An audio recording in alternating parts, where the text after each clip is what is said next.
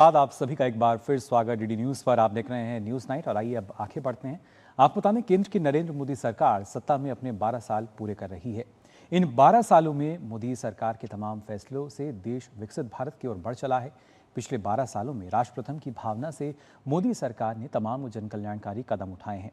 मोदी सरकार के 12 सालों के कामकाज पर डीडी न्यूज एक सीरीज चला रहा है, जिसमें हम दिखा रहे हैं कि कैसे इन वर्षों में सरकार के बड़े फैसलों से तमाम क्षेत्रों में बदलाव आए हैं। तो आइए देखते हैं हमारी खास सीरीज विकसित भारत की ओर बढ़ते कदम।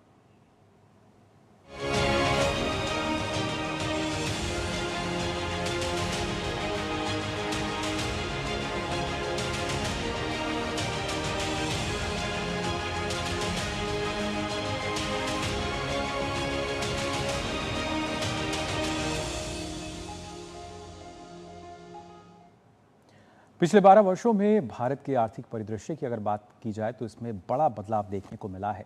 विकास, डिजिटलीकरण, विनिर्माण और वित्तीय समावेशन जैसे सुधारों के दम पर भारत मजबूती के साथ आगे बढ़ रहा है। आर्थिक विकास और सामाजिक कल्याण से लेकर आत्मनिर्भर भारत और ईज ऑफ डूइंग बिजनेस तक, आधारभूत संरचना के विस्तार से लेकर वैश्विक मंच पर भारत की मजबूत मौजूदगी तक भारत ने अभूतपूर्व गति के साथ प्रगति की है।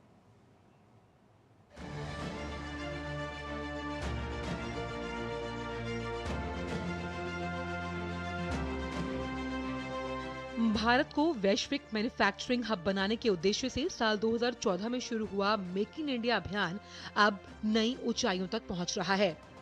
मोबाइल फोन, इलेक्ट्रॉनिक्स, ऑटोमोबाइल, रक्षा उत्पादन और सेमीकंडक्टर जैसे क्षेत्रों में भारत तेजी से अपना उत्पादन बढ़ा रहा है। देश में निवेश में बढ़ोतरी हुई है, रोजगार के नए अवसर पैदा हुए और विदेशी कंपनियों का भरोसा मजबूत हुआ है। मेक इन इंडिया को मजबूती देने के लिए सरकार ने पीएलआई स्कीम शुरू की।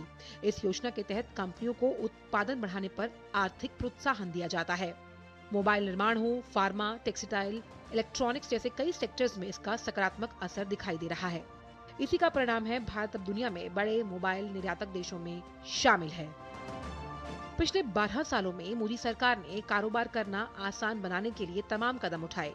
नीतियों में सुधार हुआ, जिसकी वजह से व्यापारिक सुगमता बढ़ाई गई। व्यापार को आसान बनाने के लिए कंपनीज एक्ट में कई प्रक्रियाओं को सरल बनाया गया, जिसकी वजह से कारोबारियों को कम कागजी कार्रवाई और तेज मंजूरी मिल पाई। स्टार्टअप्स और एमएसएमईज के लिए नियमों को आसान बनाने पर विशेष जोर दिया गया।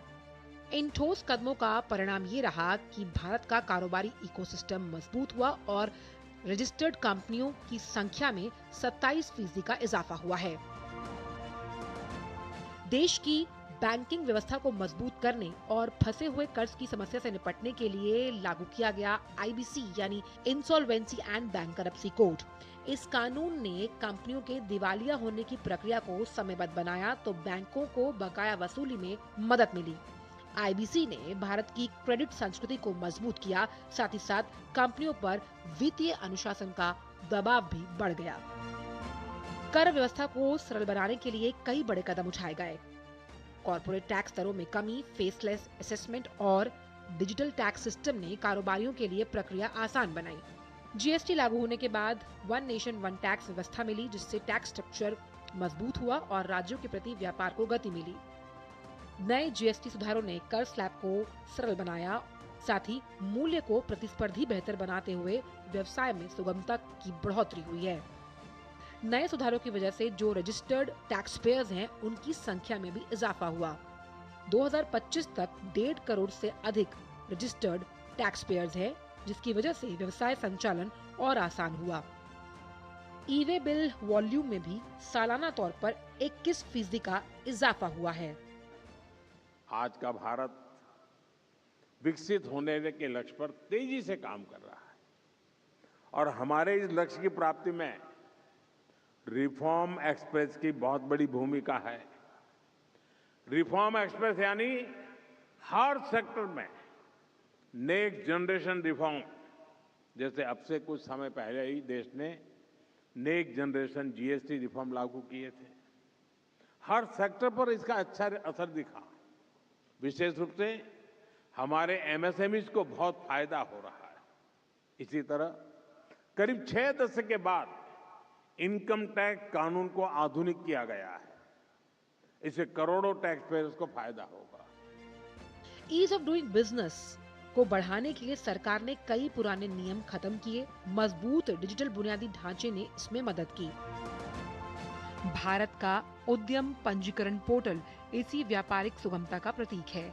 इसके साथ ही इंटेलेक्चुअल प्रॉपर्टी यानी बौद्धिक संपदा अधिकारों में भी कई सुधार किए गए। पेटेंट और ट्रेडमार्क रजिस्ट्रेशन की प्रक्रिया तेज हुई, जिसकी वजह से स्टार्टअप्स को इनोवेशन के लिहाज से बढ़ावा मिला। मेक इन इंडिया से लेकर जीएसटी और आईबीसी जैसे सुधारों तक भारत आर्थिक ढांचे को आधुनिक बनाने की दिशा में लगातार आगे बढ़ रहा है। सरकार का लक्ष्य भारत को सिर्फ बड़ा बाजार ही नहीं बल्कि वैश्विक उत्पादन और निवेश का प्रमुख केंद्र बनाना भी है। इन सुधारों ने भारत को लंबी अवधि में मजबूत आर्थिक शक्ति बनाने की दिशा में अहम रोल निभाया है, जिसकी वजह से आत्मनिर्भर भारत के उस संकल्प को और मजबूती मिली।